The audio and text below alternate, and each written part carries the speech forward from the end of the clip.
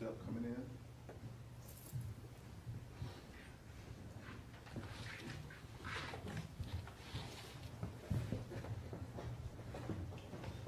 Step coming in.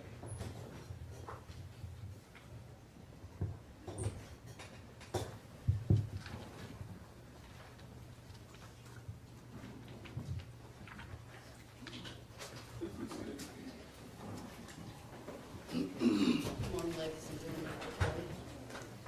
Let's resume the examination of the witness. Thank you, Judge.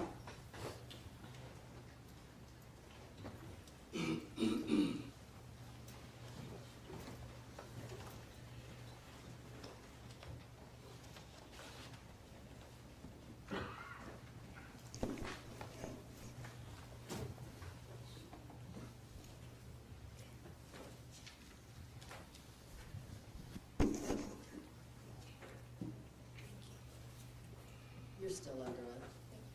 You can proceed. Thank you, Your Honor. Ma'am, yesterday we were talking a little bit, you talked a little about and described how you felt on June 18th, that evening when you were talking to the police, kind of felt like you were in a different world, for lack of a better term. Would you agree with that? Yes, sir. You were kind of, I think you said floating and things like that, just as far as best you could describing how it felt that evening, right? Right, that's exactly how I would describe it. Okay.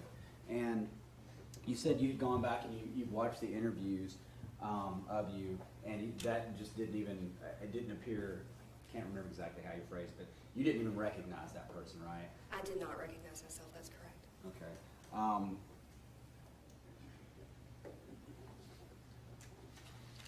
And I believe that's just, you would agree that looking at that, it struck you as odd, just looking at it objectively, okay, that's not me, that looks odd. As an observer, Yes. just watching it, yes, I would agree with that. Okay. Subjectively speaking, I mean, when you put everything in context later, understandable, but at the time, it looked suspicious at the time. I would say it looks odd. Okay. And that's what the police were seeing at the time, correct? I would assume so. Okay. Now, also, do you remember at Little Apron Academy when you were there initially, checking, when you went to try to check Cooper out, and you're kind of going back and forth trying to figure out what's going on? You remember making the statement, he has to be in the car, or that Ross had to have left him in the car? I remember, yes. Okay. And do you remember TJ and Kiata and other people being there trying to say to you, or saying to you, hey, you know, there could be a million other reasons, but you said at the time, he's got to be in the car. You must have left him in the car. Okay. I don't remember what other people were saying to me. Right. I know that there were a lot of people around me Right. trying to help, but I don't recall exactly what they said to me. And if Kiata was there and she said that you'd said that and other people had said that wouldn't be inconsistent with your memory that you had said he has to be in the car. No, I said that. Okay, okay. And in addition, do you remember being on the phone with your mother as well when you're in this floating state, kind of, you know, you're honestly, as you describe, I think, shocked. Your mom, you called her, correct? She called me. Okay, and when you told her, she freaked out, started screaming and things like that, was crying. She was very upset. Okay, and she even responded like, why are you not crying, and things of that nature.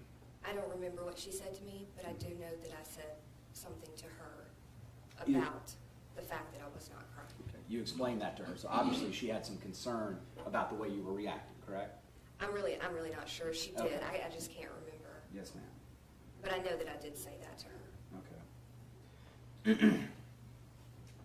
And then you also, I believe you stated to the police during this time, you were worried that something like this might happen. It was a fear of mine. Okay. And then, when have you had a chance to listen? Well, let me ask you this: your first question, as soon as Detective Stockinger got to you at the tree house, do you remember that your first question to him was, "Where is my husband?" After he told me about Cooper. Okay. And do you remember your first question to him about that was, "Where is my husband?" Yes, I remember that that was my first question. Okay. Because I didn't know what had happened. I didn't know what the circumstances were. Yes, ma'am. So when they told me that about Cooper, my next concern was, is my husband okay? Right, and you also asked him, am I gonna get to see my husband? You asked him that as well. I did. Okay, and you also had voiced to him, you'd said, I don't know how we're gonna make it through this. Do you remember that? I remember saying that. I don't remember saying that several times, but I've seen it in the transcript. Okay. Now, you said yesterday that you tried to figure out where Cooper was when you were at Cobb County headquarters, and that you had no idea where he was. Right. I didn't know at that time. It was so overwhelming and so confusing. I just didn't know where he would be. That's not something that's ever crossed my mind. Right, and so yesterday you testified on direct that, you know, you had no clue once you got to Cobb County what was going on with your child, anything like that, and then you tried to ask somebody at Cobb headquarters, you know, where is my son, what's happening to him, and things like that, and then that person did not respond. I believe I asked two different people. The first one was just somebody that I kind of caught on the way out through the little office area, and I believe his response was along the lines of, you'll need to speak to the detective about that. Right. And in the interview room, I didn't ask that question. Okay. I did have Detective Stoddard come back out in the lobby with me after I was waiting to get my key back to my apartment. Right. And I asked him several more questions then. I asked him where Cooper was, if I could see him, what the number was, and also where Ross was going and the number to that place. And did he tell you those things? He told me that Cooper was at the medical examiner's office, and he gave me the number, and he told me where Ross would be going. Okay. And you remember Ross telling me that he thought Detective Stoddard and everybody treated him fairly as far as the police, except for the one officer who put handcuffs on him because he yelled at her. Well, I don't even think we discussed, I can't remember if we discussed that in the room. Okay. Let me ask you this. When's the last time you reviewed that video of you and the defendant in the room? It thoroughly, the entire thing, Yeah. more than 6 months ago. Okay. But if it's reflected in there and the jury saw in there that he had actually told you that you'd been treated nicely and professionally and all that, you wouldn't disagree with what's on the video? I'm not going to dispute what's in the video. That's there. I can't remember if that was something that he told me in the room. Yes, ma'am. You know, he has experience with his brother being in law enforcement, and so his idea of that time is basically they're doing their job. They're trying to figure out what happened today. Right. We understand that this is the process. Okay. And I know a lot was going on and everything, but yesterday on Direct, when you said that nobody had told you up to that point where Cooper was, that's not true, is it? No, at the point when I was interviewed, Yeah. nobody had told me where Cooper was, that I can remember. Okay. I don't remember somebody telling me, your son is at the medical examiner's office. All right. Have you listened to Detective Stockinger's conversation with you, the audio tape of it at the treehouse? I have. Okay. Do you remember that he actually told you that he volunteered it to you that Cooper was going to be going to the medical examiner's office and things like that back on that first meeting? Okay. And I didn't remember that once I got to the police headquarters. Okay. And honestly, I don't remember it now. I was able to listen to that a few weeks ago. It's very difficult for me to listen to. Yes, ma'am. And I just don't remember that specific part. When you said that nobody told you that, if that's in that recording and Detective Stockinger tells you that, then you would have been incorrect telling the jury that nobody told you early on that the child was going to the medical examiner's office. That would be correct. I just don't remember. All right, yes, ma'am.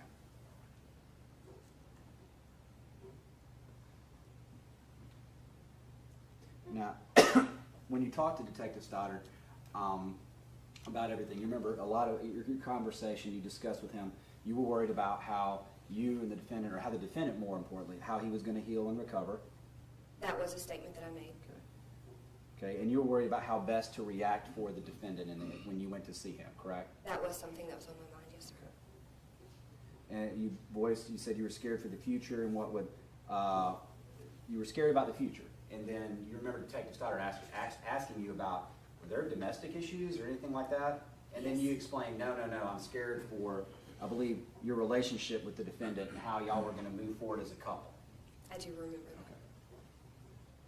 I think, I don't know how we're going to get through this.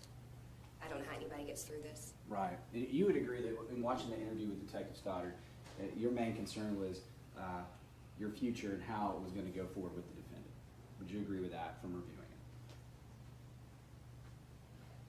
I wouldn't agree with it because I know how I was feeling at the time. Let's but as look an at what you were observer- saying. Judge, Yes. I'm going to object. She should be allowed to answer the question.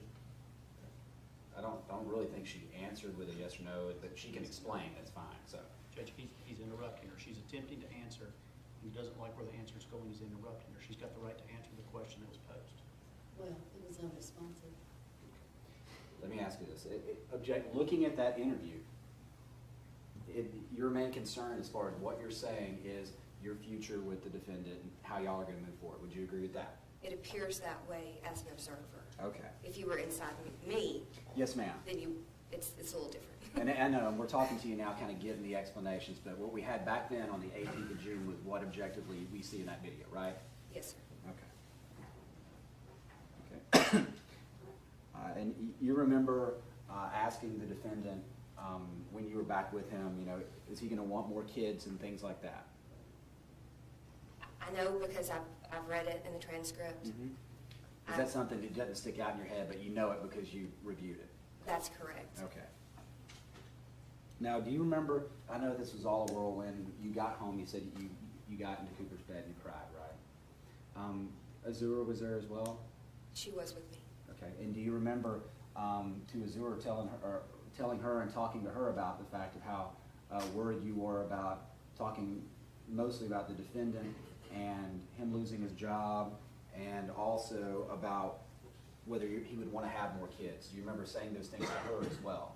I'm sorry, I don't remember. Okay. She wouldn't have any reason to lie about that though, right? I wouldn't assume so. Okay.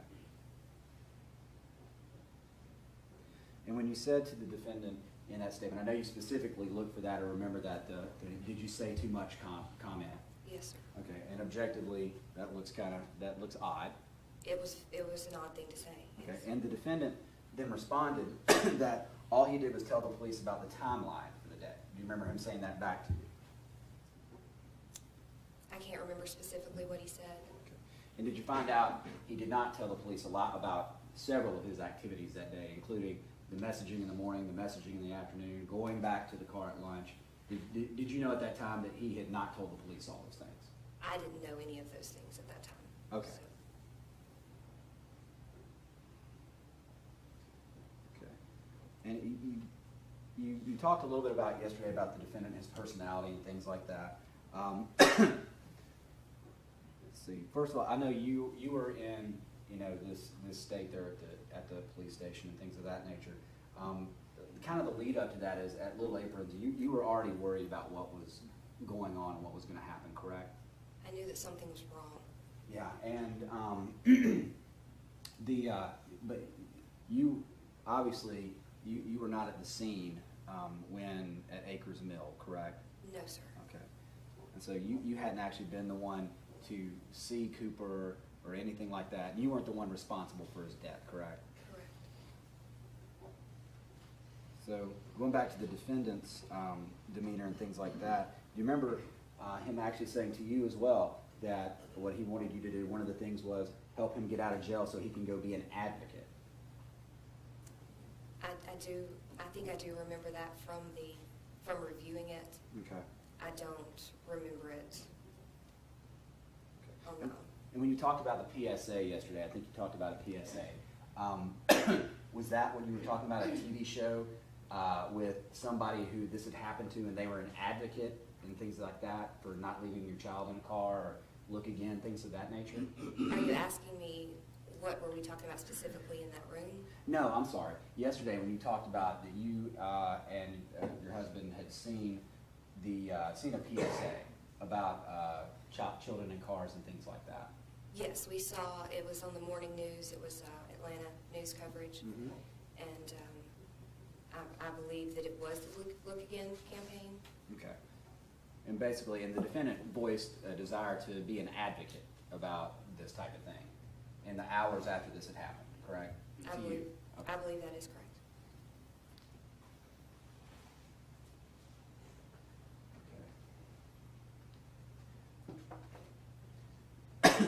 Now, we talked a little bit about kind of what happened after. The next day, the police, I believe that they called your mother, correct?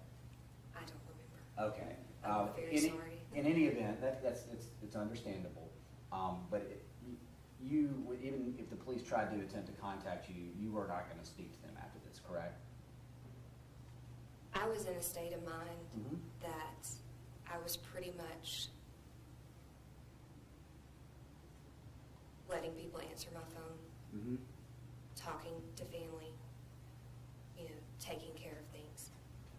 Were I you, don't. I'm sorry, go ahead. I'm sorry. I just don't remember receiving a phone call or making any decision like that.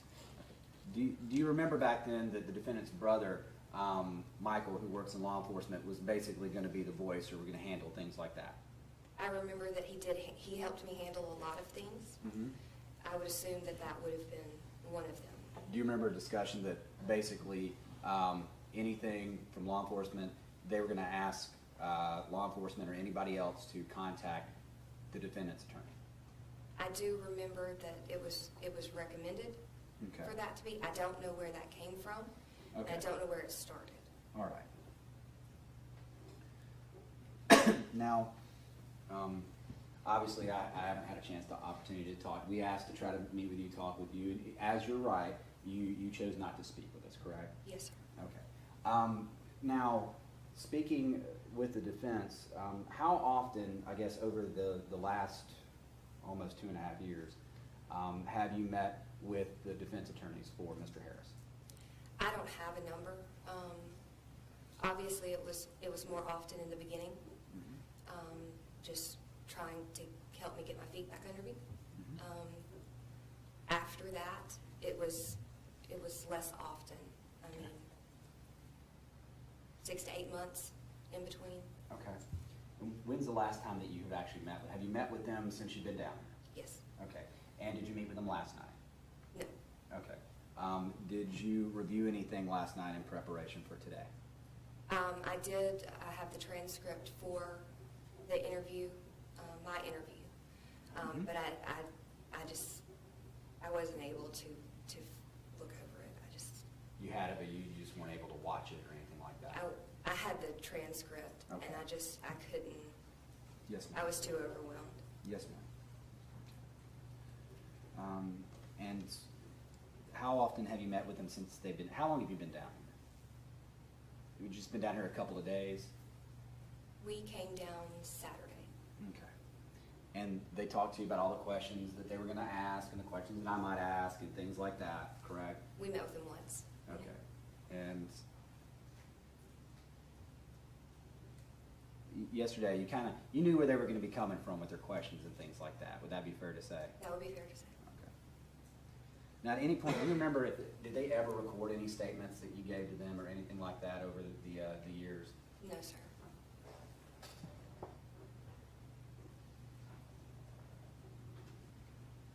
And you haven't been given a copy of the discovery in the case or anything like that to like go through and review.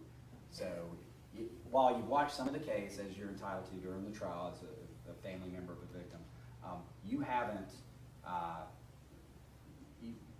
watched all of the evidence and seen all the evidence that's come out in the case, correct? No, I haven't seen. Are you asking me if they showed me or if I've seen some? Now, throughout the trial, you haven't seen everything that's happened in the courtroom. I have not seen everything that's happened in the courtroom. Okay, and do you know if the defense has shown you everything or every piece of evidence in the case and gone through every computer thing or anything like that? I would not know that, no, sir. Okay. Now, you talked a little bit about June 30th when they came to do a search warrant at your house. You remember talking about that a little bit yesterday? Yes, sir. Okay.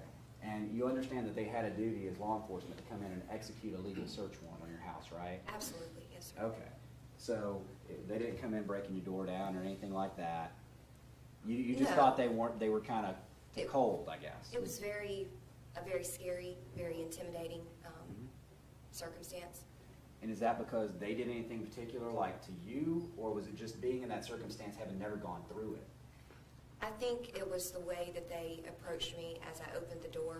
Mm-hmm. I was very polite as I opened the door, and I felt like it was, it was a statement that was very similar to, well, we have a warrant, we're coming in whether you want us to or not. Right. And I understand that that's their job, but after everything that I had been through up until that point, it did seem cold to me. It seemed, they knew what I was going through. They knew what I had lost, and there didn't feel to be any sympathy on their part. And this was after y'all didn't open the door initially, mistakenly thinking they were the media, correct? That is correct. So I guess an objective person might see that as you guys were not wanting to cooperate. Not saying you were or anything like that, understanding what you were going through, but an objective person could see that as y'all being an obstacle or obstructing them in some Well, way. that objection, that calls for speculation. He can argue that later if he wants to, Judge. That's right, boss. So would you agree with that? As an outside observer, Yes. not knowing me and what I had been through, Yes, ma'am. I could see how it would be seen that way. Okay.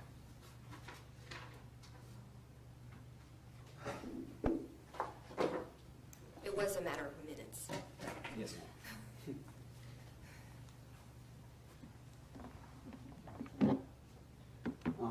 We talked a little bit yesterday about the vacations you guys were planning and things like that.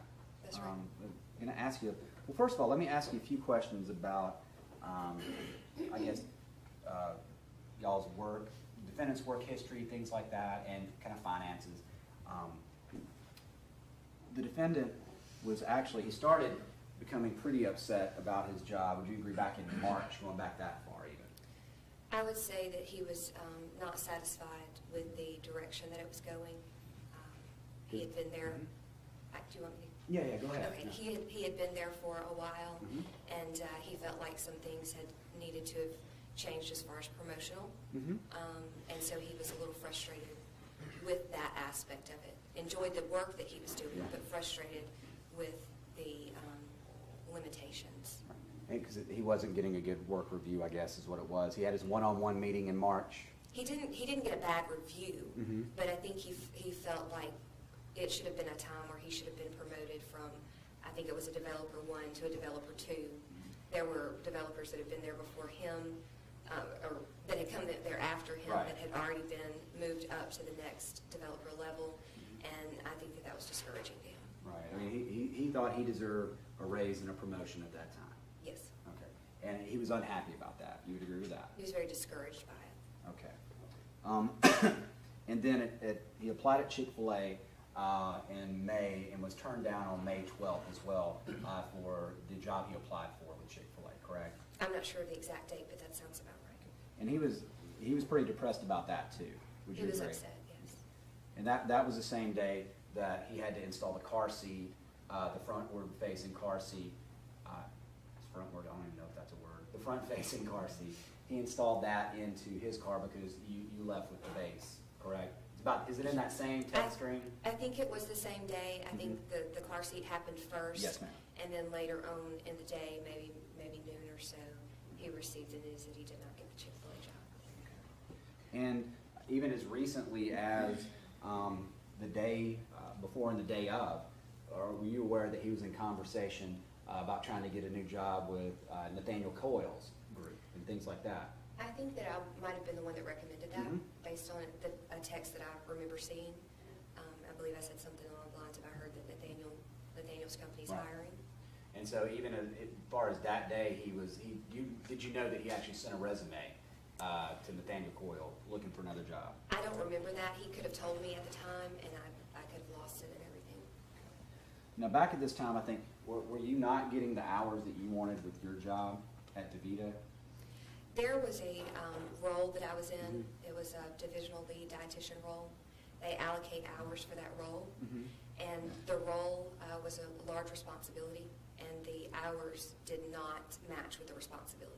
Yeah, and you were pretty unhappy about that, obviously, because when you had that much responsibility, you should probably be paid for it, right? I was frustrated with the fact that they couldn't give me additional hours. Now, there was some discussion with you actually going to another schedule and working more to get paid like that. Do you remember that as far as text conversations? I remember reading the text conversation. It was, May 29th, something like that? I don't remember Late, the date. I can talk a little bit about the conversation if you Was want. it one that you talked about, and you were thinking about this? Do you remember the defendant wasn't exactly like super happy about it? Do you remember that? I don't, happy about me Having, increasing. working more hours, yes. He wasn't happy about me increasing hours? Yes. The goal for us was for me to stay home with future children, Mhm. be able to stay home by the time we had a second child. Right. So I don't remember that specifically, but I could understand why that might be a response to him, because he knew what we wanted as a family. Right. And so the response, he would not have been happy that you were actually going to be working more. Because he knew that that's not what I wanted. Okay. And if you were working more, that would have been more responsibility on him at home as well. Would you agree with that? I wouldn't agree with that. Okay. The responsibilities were very even. It would probably have stayed the same. At that time, I was already working Mhm. somewhere between 20 and 30 hours a week. It just ranged because I was covering different areas. You So t- it wouldn't have changed. Okay. You talked about the whole house buying thing. You said the defendant was in charge of that, right? Yes. Okay. And you guys, obviously, you needed a down payment. You knew y'all don't have the money. You did not have a down payment. You could not purchase a house at that time. I didn't believe that we were ready. And, you know, the defendant actually emailed Roger Webb in May as well, telling him that y'all were not immediately going to purchase anything. He would keep Roger basically in the loop, but y'all were not going to be buying anything anytime soon. I Have you think seen that those was, emails? I think that was after a conversation that we had regarding the fact that I didn't feel like we were quite ready. I wasn't ready. I didn't want to rush into purchasing a home. Mhm. We had a home before and had to sell it under some pretty tight circumstances, and I wasn't quite ready to go back down that road until we were fully prepared. And have you seen that email? Did you know that he sent that email in May to Roger Webb? I haven't seen the email. Okay. Were you told about it by the defense? I honestly can't remember. Okay. When y'all were prepping, did you talk about this specific issue? Not about this email. No, but about the specific issue. About purchasing a home? Yes. Yes, sir. Okay.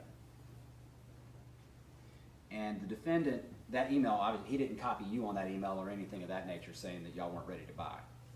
I don't remember if I'm not copying. So at that point, I mean, let's see, the defendant was running, he was running the show as far as finances, the budget, about the 6 months leading up to June 18th, correct? That is correct. Okay. And so basically, you know, y'all both y'all weren't poor by any stretch of the imagination, but you remember some conversations between you and the defendant where you had concerns about finances. I've always been concerned about finances. You remember the defendant talking about wanting to buy guitars and things like that, as people might want to do. He talked about buying guitars a lot. And you remember he actually went to the Super Bowl and y'all had a discussion, not Super Bowl, geez, Sugar Bowl, where he said if he wanted to go with his father to go there, and y'all discussed about what it was basically going to be, that or Cooper's TV. I'm sorry, I don't remember You don't remember that? Okay. Sorry. Okay, that would have been obviously back in December of 2013. You don't remember that text conversation? I don't remember.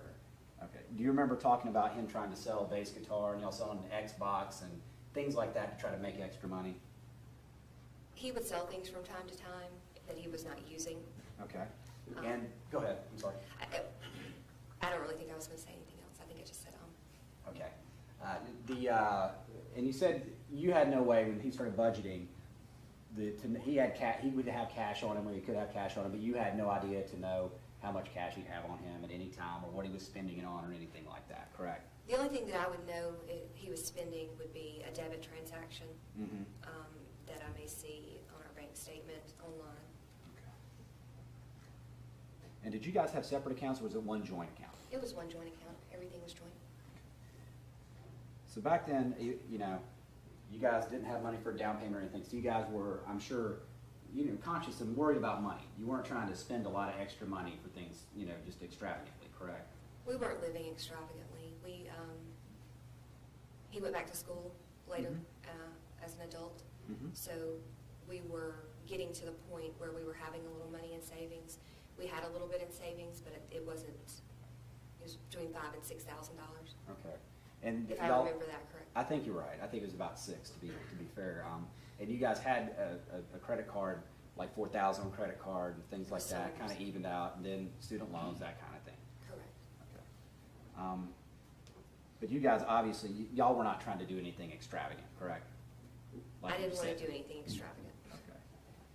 Now, you talked about it, that the defendant was the one who wanted to make it happen as far as that, the cruise. Yes. Okay. And I'm going to show you what a mark for identification purposes is, states 932.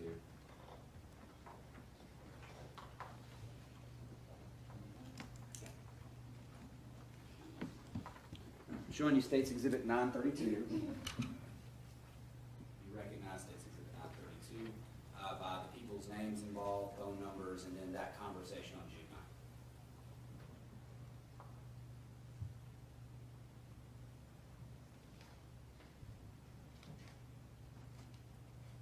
Yes, I just can't tell who's sending what. Yes, ma'am. And does that appear to be a fair and accurate representation of a conversation with people who would have been involved talking about the possible cruise on June 9th? Not the cruise on June 9th, the conversation on June 9th. Yes. Your Honor, I tender States Exhibit 932. I really thought that was already in, so I'm not gonna object to that. All right, we just need to double check it's not different. Thank you. All right, ma'am, looking at it, at the bottom here, actually, we'll start at the top. It looks like it's starting to go down here from this way. With this person, if this is a defendant's phone, with it sent, that would be from his phone to you, Amy Bajents, and Michael Bajents, correct? Yes, the names are under the number. Yes, I see that. Okay. Yes. And then he sent out a text saying, okay, let's talk about a cruise. I want this to happen bad, correct? Yes, sir. And then he talked about a travel agent, he talks about that, trying to put together some stuff. And then Michael talks about dates, because he's got the academy and training and things like that. Yes, sir. Okay, so when you said he wanted it to happen, he actually said in this text, I want this to happen, kind of using the same language you used yesterday, correct? Yes. Okay.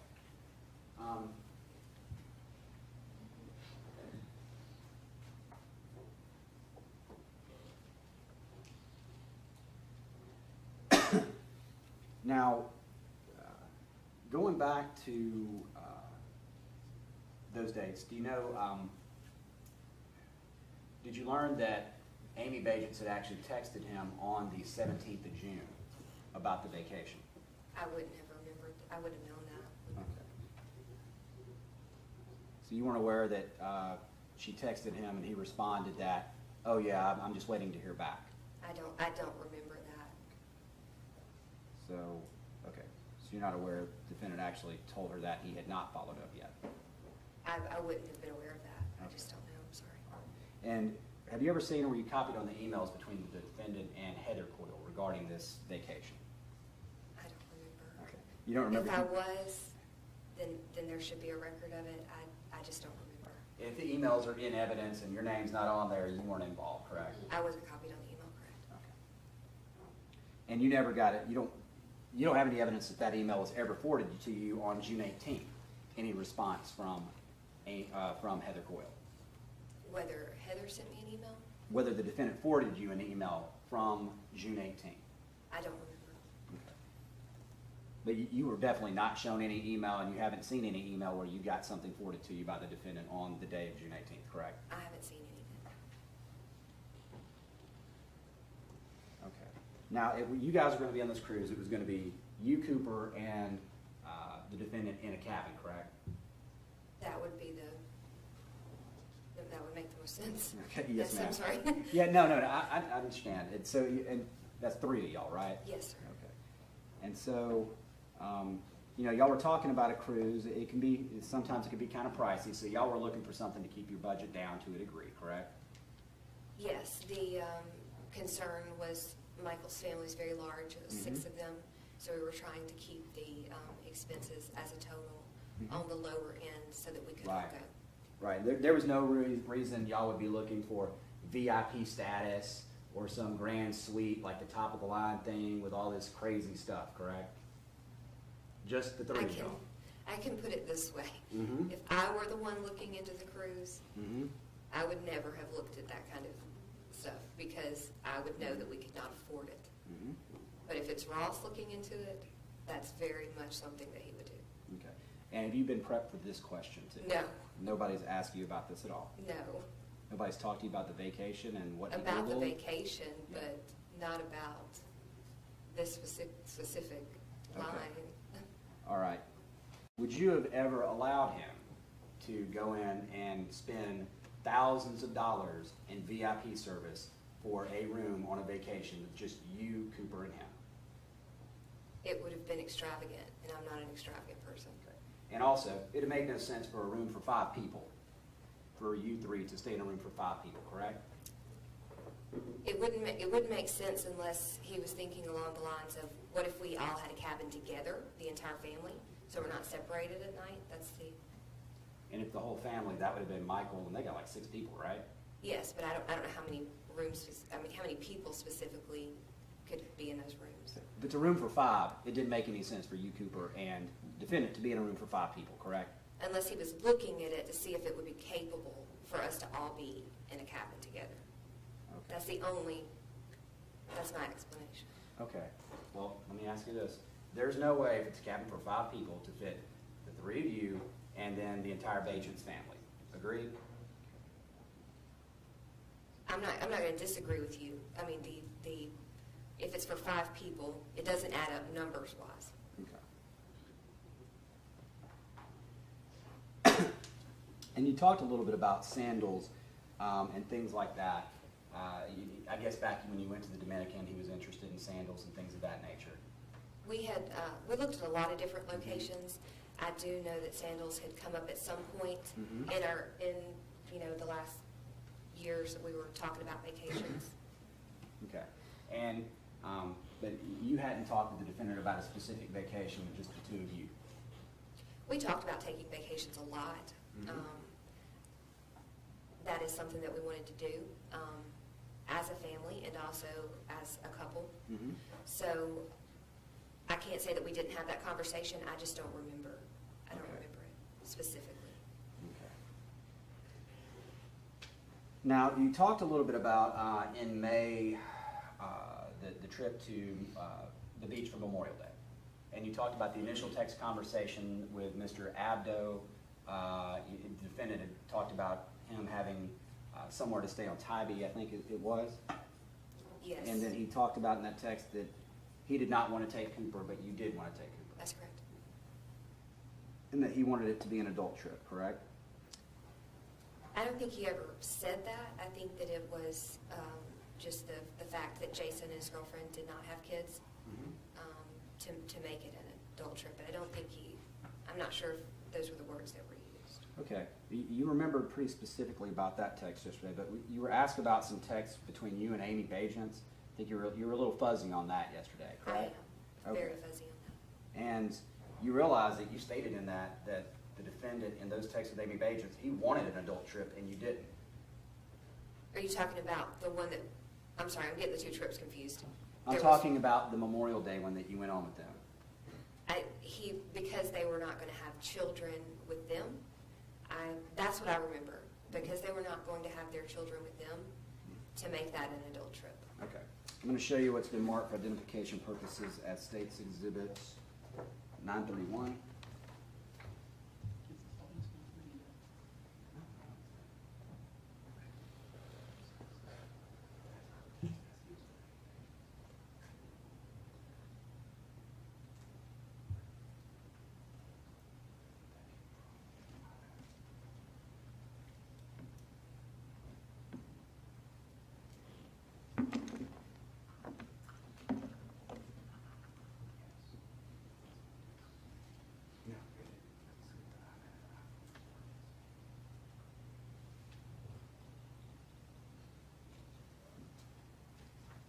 Okay.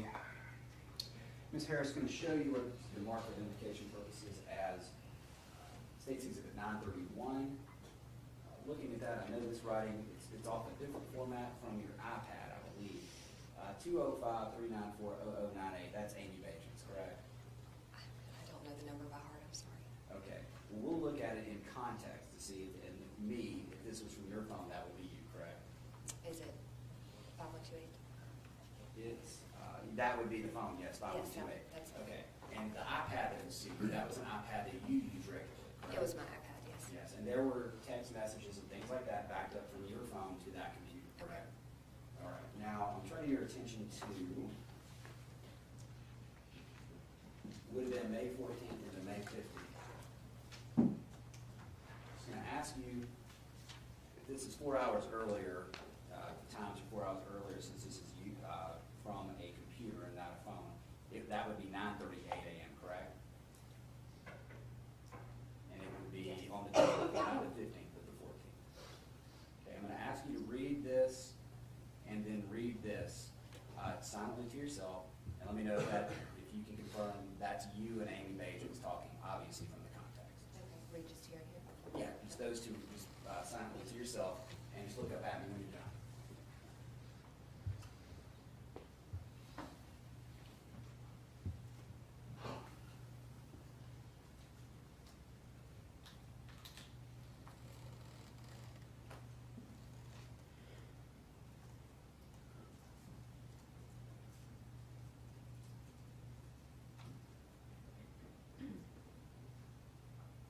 Okay, just those two texts.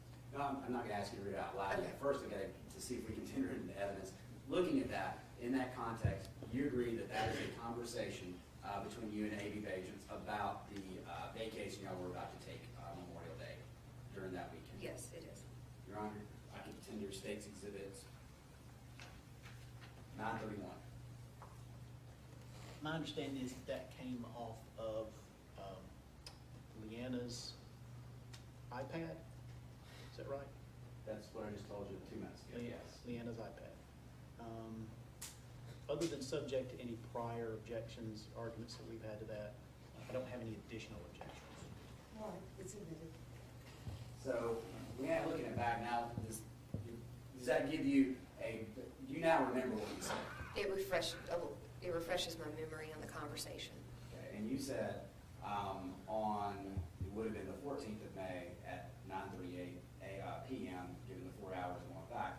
By the way, Ross is trying to get my mom to keep Cooper beach weekend, so we can have an adult weekend. But I'm on the fence. I want Coop with us. I want to see him have fun playing on the beach. Plus, I want you guys to spend time with him. Okay, that's what you said to Amy on that day, correct? Right. So he did use the term, he wanted an adult weekend, even in regard to going to vacation with the Bajans, correct? I know this is the term that I used, I just don't remember what he used. Okay.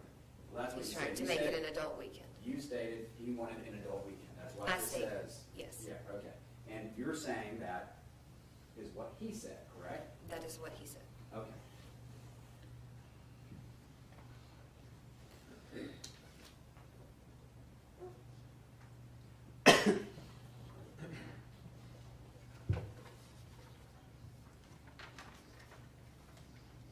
And then you actually, I think you said yesterday that you left it to to the defendant to call your mom to try to coordinate that?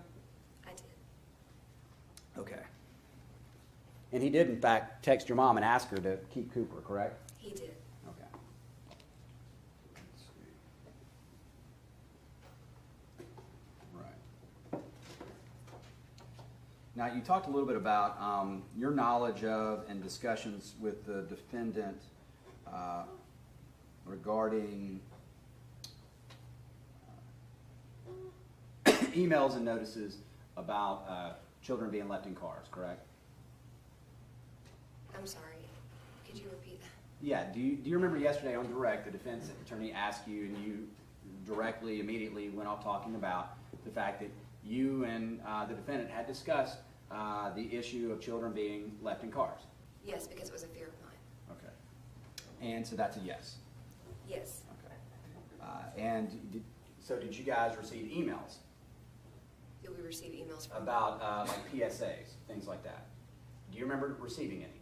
I don't remember receiving any emails. Did the defendant ever tell you that he received emails in April and May about the Look Again campaign and things like that? It's very possible that he told me, and I don't remember. Okay. Specifically, you did talk about seeing an advocate on TV, that public service announcement, correct? Yes, And you and the defendant, when's the last time that you guys had actually talked about the issue of children being left in cars? During, when we saw the announcement on the news, the public service announcement on the news. Okay. And so he's familiar with those campaigns and things like that, so he was familiar with the issue. If you're worried about leaving your child in the car, you need to put something to remind you in there, or you need to look again and things like that, correct? Correct. Okay.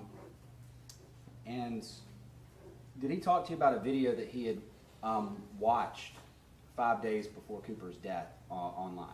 I don't remember him telling me about it. Okay. So as far as you know, he did not talk to you about it? I just don't remember. He could have. All right. And this video, do you know, it talks about how a living being, they give an example of a dog could pass away in a car in a short amount of time? I've heard people talk about this video, but I haven't watched it. Okay. With windows cracked, trees by it, breeze going, that can happen? That it could From that harm video. somebody? Right.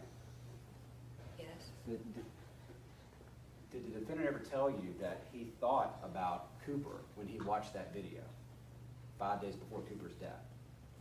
I don't remember him ever telling me that. Okay.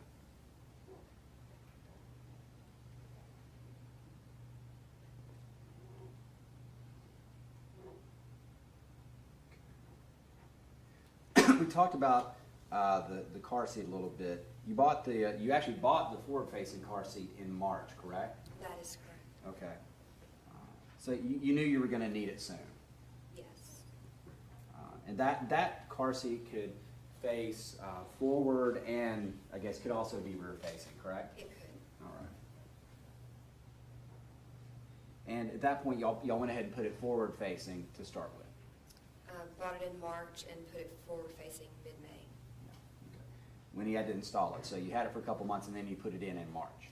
Yes, I believe. I mean, in May, I'm sorry.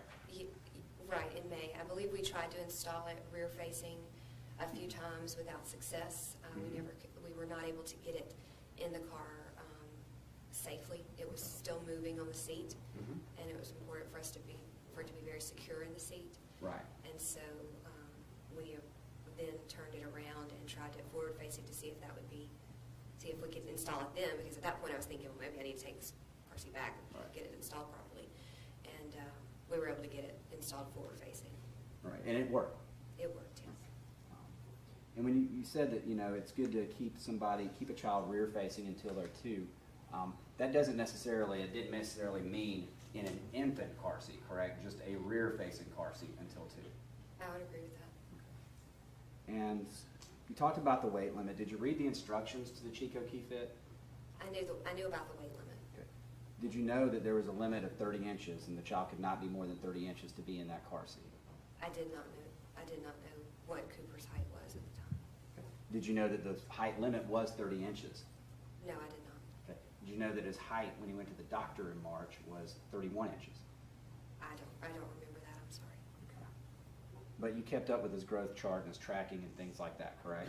I just don't remember what his exact height was. Okay. But if he would have been too tall for the regulations of that car seat, would you agree with that? If he's, According yes. to Okay. the regulations, yes, sir. And you're aware he was 33 inches at the time of death. Were you aware of that? I didn't know exactly.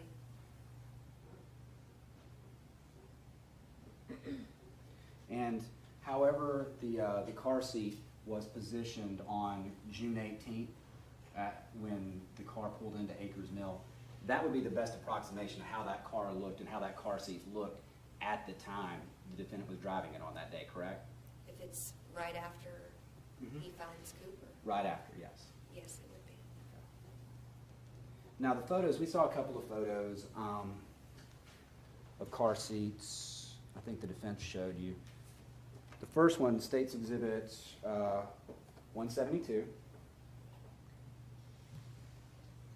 That's Cooper in the car seat, correct? Yes, Okay, and this is 2 months before June 18th. It was April 20th, correct? it was April 20th. And it appears his head is almost at the top there. Would you agree with that, looking at this? I can't see it, I'm sorry. Okay, go ahead. It's, to me, it looks to be about 2 inches below it. Okay. And this was closer to the March doctor's appointment than in June, correct, if it was in April? I But it looks like, obviously, this is an angle looking up, correct? Whoever's taking this picture is in front of him, and the driver would be above him, correct? I'm just trying to think about it as if I were someone taking the picture. It would always kind of be a down shot. Okay. If you're sitting in a seat next to him, Mhm. it would be a down shot. So you're looking at him kind of either down or something. Or of that straight nature, forward. It's definitely not exactly straightforward because it's at an angle. Right, and you can't see anything about what the angle of the driver is or anything of that nature, correct? I wouldn't be able to make that. Okay. And obviously, this is 2 months before June 18th, so there were 2 months in between, correct? 2 months, yes. Okay. And yesterday, you can't be sure even whose car that is, correct? You just know it was in Marietta. I think based on the steering wheel, Mhm. it would be more likely to be the Tucson, but I'm not 100% on that. And Defense Exhibit 176, Cooper's head's kind of, he's sleeping. And in that picture, that's just so we're clear, that picture is the forward-facing car seat, correct? It is. Okay, so if you're in the rear-facing car seat, obviously his head's not gonna hang like that when he's sleeping, correct? It would hang to the side when he slept.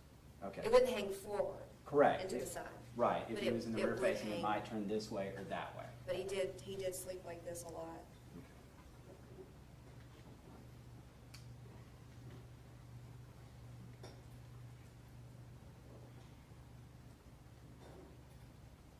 Okay, and obviously, you guys knew that the rear facing that he was in was not as comfortable as a forward facing for him, correct? I can say this, I installed it in my car for the trip to Alabama in June Mm-hmm. because it was easier for me to see him, it was easier for me to access him. Easier for me to, just pull my rearview mirror down and see, okay, is he asleep? Is he happy? Is he playing? What's going on? And now, you've testified to this is again a little over 2 years since then. You've met with the defense attorneys numerous times about these issues with the car seat, correct? I don't know how many times. But it'd be a lot more than 1 or 2, would you agree with that? Probably. Okay, and you talked about these car seat issues.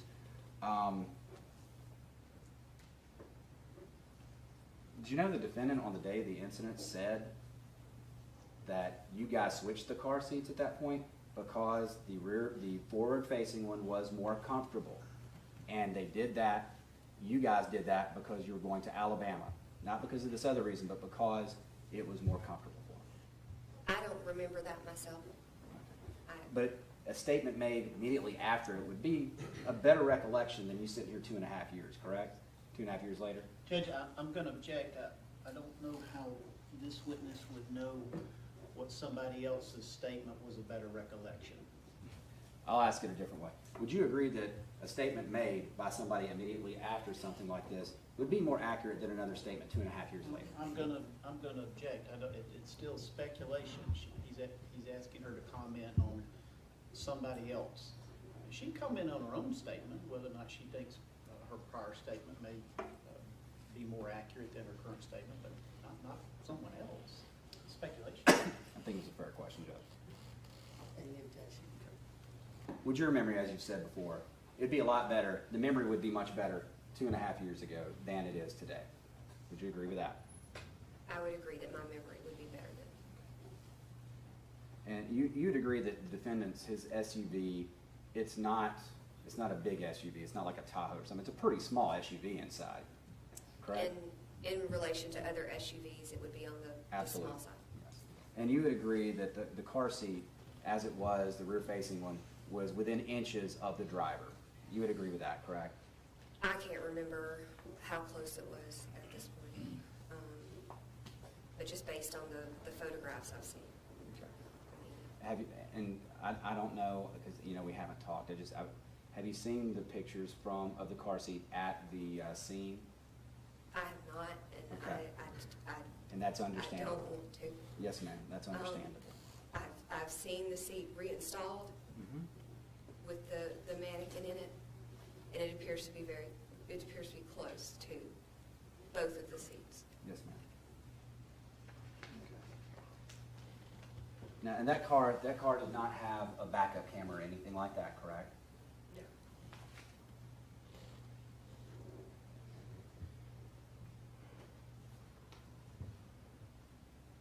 And have you gone back, by chance, have you seen where, I don't know, you didn't watch any videos, so you don't remember whether the defendant or not talked to you about Cooper telling him school or answering school to him right before he left? That I don't Chick-fil-A? remember. Okay. All right, and just one other question on this topic. I believe you stated that you got back in town on June 9th, but is it possible it was June 7th or June 8th that you got back in town? That was an estimation I made based on just kind of looking at my text and trying to figure out when I got back. Okay. I don't think I went immediately back to work as soon as I got back. Right. So I'd have to look at the text to know for sure. Okay. I'm going to show you what's been marked as State's Exhibit 933.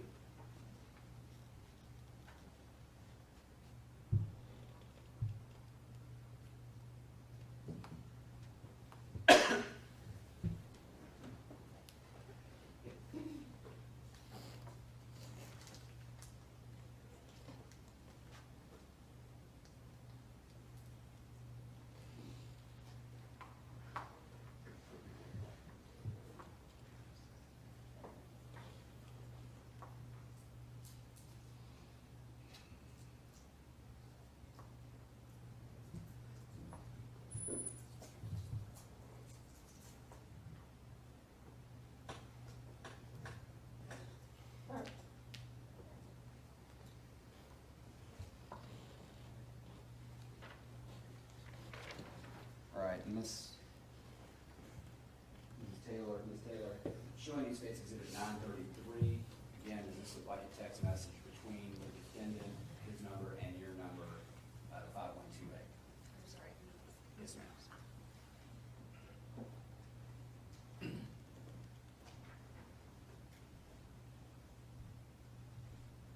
Yes, it does. And does it appear, looking at that, refresh your memory, that you came back into town June 7th, and then June 8th, y'all were in bed and maybe gonna go to church? It looks like that. I guess that would have been a Saturday. Okay. All right. Your Honor, I would tender State's Exhibit 933. Just whatever prior objections have been made during the course of this litigation, Judge. Admitted.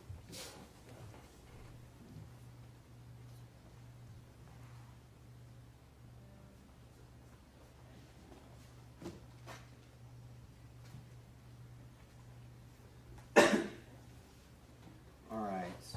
Just some questions, ma'am, about specifically your conversations in there with the defendant in the interview room back on June 18th, okay? Okay.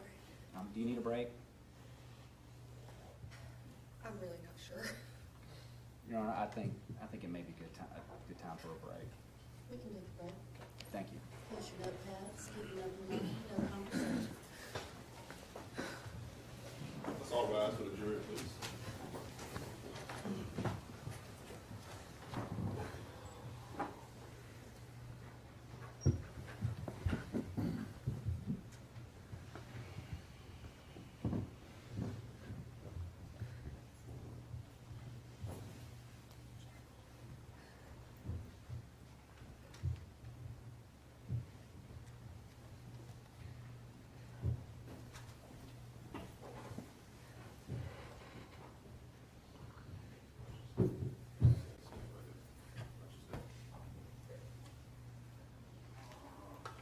We'll be in recess. Okay, we'll be in recess.